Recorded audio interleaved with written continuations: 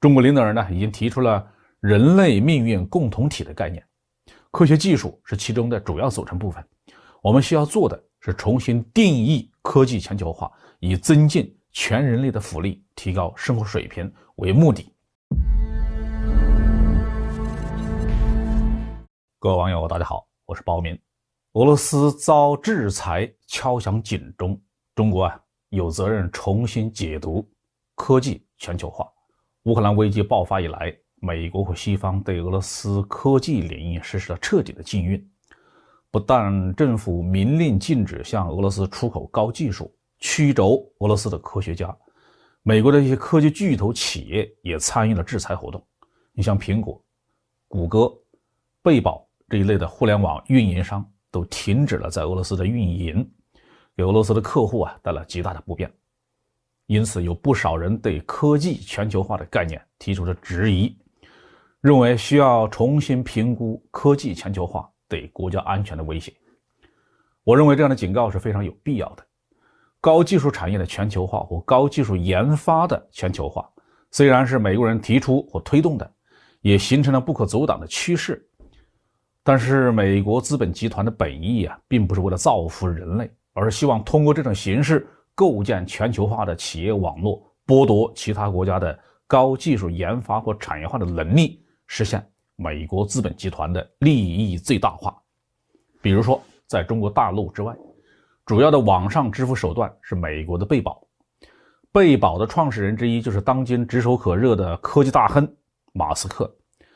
支付系统的一个重要的功能呢，就是打通银行。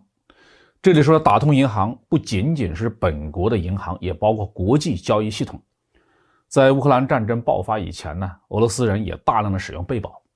一个俄罗斯人要想通过贝宝来购物付款，那么远在美国的贝宝的后台就要通过复杂的国际银行网络完成这一单结算。贝宝公司和涉及到的所有的美国银行都要从中抽一点利钱。虽然单笔的交易抽利很小，是一个很小的数字，但是一个国家每天的交易是海量的，积累起来那就是一笔巨款。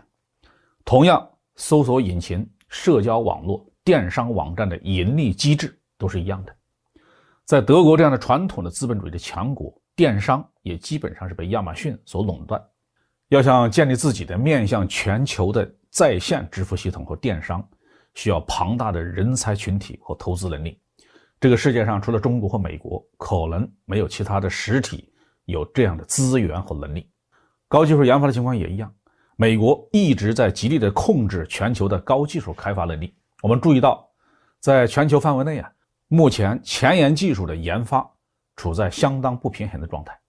人工智能、量子技术、高超音速的飞行、载人航天、深海深空探索这些领域，欧洲和日本这样的传统的科技强国已经是越来越跟不上趟了。很多雄心勃勃的高技术研发项目不能坚持到底，在很多战略性的方向上存在着严重的空白。根据统计2021年全球科技论文发表的数量当中，来自中国的超过了 31%， 美国的超过了 19%， 其他国家的占比都只是个位数。在载人航天领域，中国已经建立了自己的独立的空间站，美国正在筹建商业化的空间站，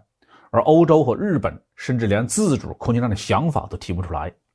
换句话说，美国用几十年的全球化打垮了其他国家建立科技巨头的努力，也剥夺了他们取得前沿科技突破的能力。中国成了唯一的例外。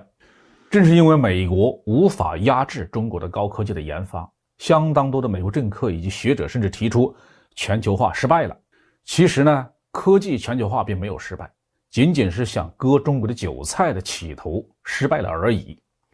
美国的科技全球化已经撕破脸了，那么中国是不是应该从全球化的立场上后退呢？大可不必。科技全球化毕竟功能强大，如果能建立一个公平公正的科技全球化的体系，就可以造福于全人类。中国领导人已经提出了人类命运共同体的概念，科学技术是其中的主要组成部分。我们需要做的是重新定义科技全球化，以增进全人类的福利、提高生活水平为目的。美国如果因为割不到韭菜而打退堂鼓，从此闭关锁国，那是他们自己的事儿。中国理应带领科技全球化走上正轨。好，这期话题就说到这里。